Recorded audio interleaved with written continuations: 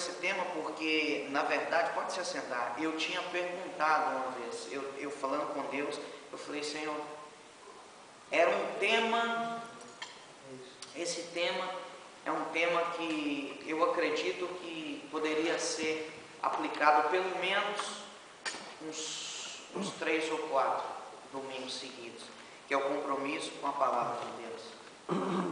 Então eu glorifico a Deus por esse tema e eu já queria pedir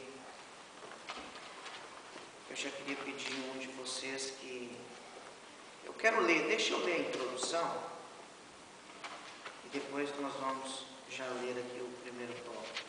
Neste domingo estudaremos as marcas indeléveis que o avivamento de Jerusalém deixou na vida cotidiana dos israelitas, sob a liderança de Neemias.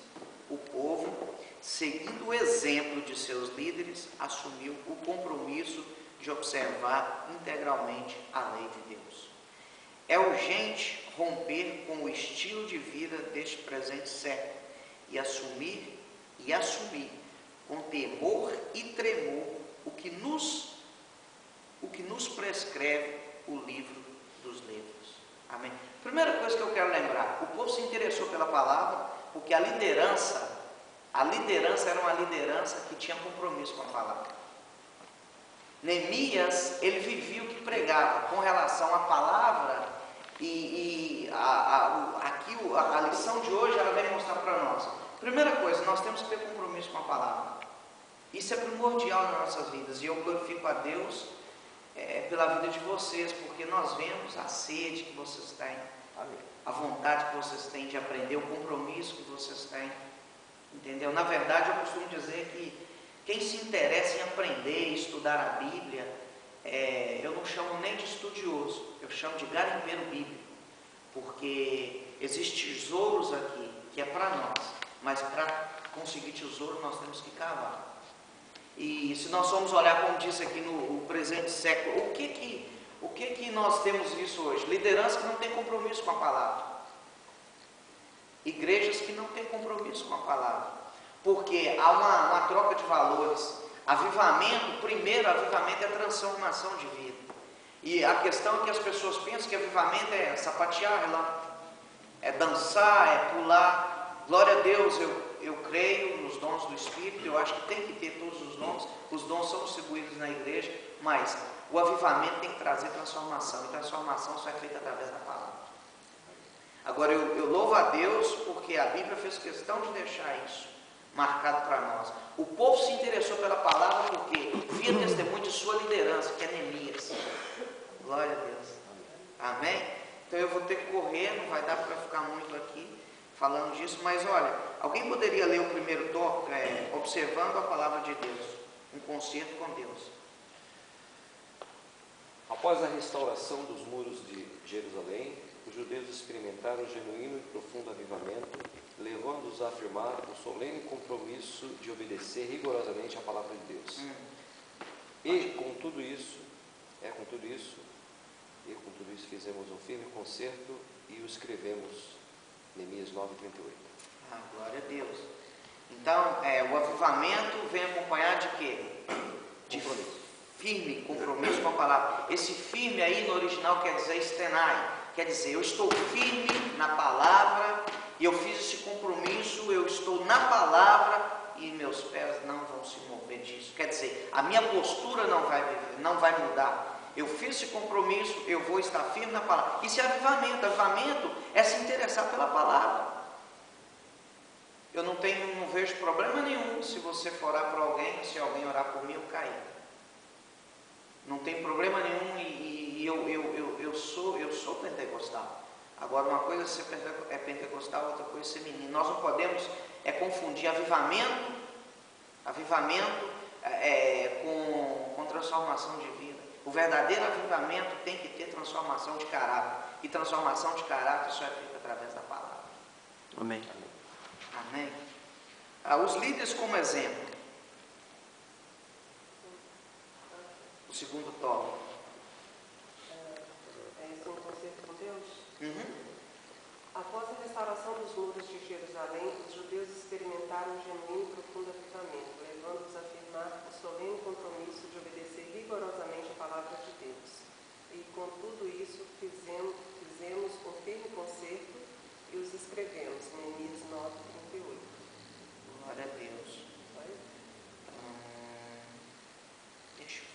coisa. Acho que é o segundo agora. É o segundo. Pode continuar, por Os favor. líderes como exemplo? Uhum.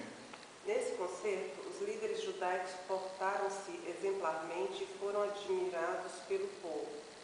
Quando o obreiro age com fidelidade e amor, todos o seguem com alegria e obedecem com júbilo o que Deus nos ordena em sua palavra. Liderança é, acima de tudo, caráter e exemplo. 1 Pedro 5, 1 ao 3. Sem tais quesitos, os resultados são deploráveis. Pode ser. A instrução da Escritura. O progresso da família, da igreja ou da nação depende fundamentalmente da observância da palavra de Deus. A Bíblia Sagrada é o guia seguro e infalível que nos conduz a uma vida vitoriosa e abundante. Tem você observado fielmente as Sagradas Escrituras? Primeira coisa, eu quero voltar um pouquinho quando fala caráter e exemplo. Sem tais quesitos, os resultados são deploráveis. Liderança, primeiro, é ter caráter. Liderança. O problema hoje, o que vocês acham que é o problema de igreja hoje? O problema que nós temos hoje em igreja é liderança que não tem caráter tratado. Sim ou não? Concorda comigo, irmão senhor? Porque uma coisa, eu não estou generalizando. Um dos principais problemas hoje é pessoas que querem liderar sem primeiro serem moldados e preparados. A deformação do caráter traz problema. E Jesus nos ensina isso, porque Jesus, ele ficou com os discípulos um determinado tempo, porque Jesus estava ensinando. Jesus é a palavra. Então, primeiro os discípulos tiveram um tempo com a palavra. Você vai olhar para a vida deles, você vê um homem como Pedro, caráter deformado. Mas eles estavam e Pedro estava com Jesus.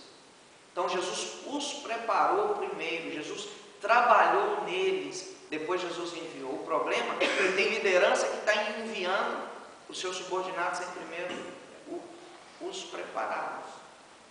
Esse é o problema. Agora, quando eu falo assim, na verdade a igreja em si não está isenta disso. A palavra de Deus é para nós. A palavra de Deus é para mim, é para você, é para todos nós. Agora, nós temos que observar, nós como liderança, isso tem que partir de nós. O povo tem que ver isso em nós. E as pessoas têm que ver o nosso caráter moldado. Porque nós temos exemplo de pessoas que nós convivemos, pessoas que nos ensinam, por exemplo. E eu posso dizer que eu aprendo na sala, aprendo na escola e aprendo no cotidiano. Por quê? Pessoas que têm um caráter moldado. E quando você se relaciona com uma pessoa que tem caráter, uma pessoa que tem o seu caráter tratado, moldado, lapidado pela palavra, essas pessoas passam a ser atrativas. Todo mundo quer estar perto.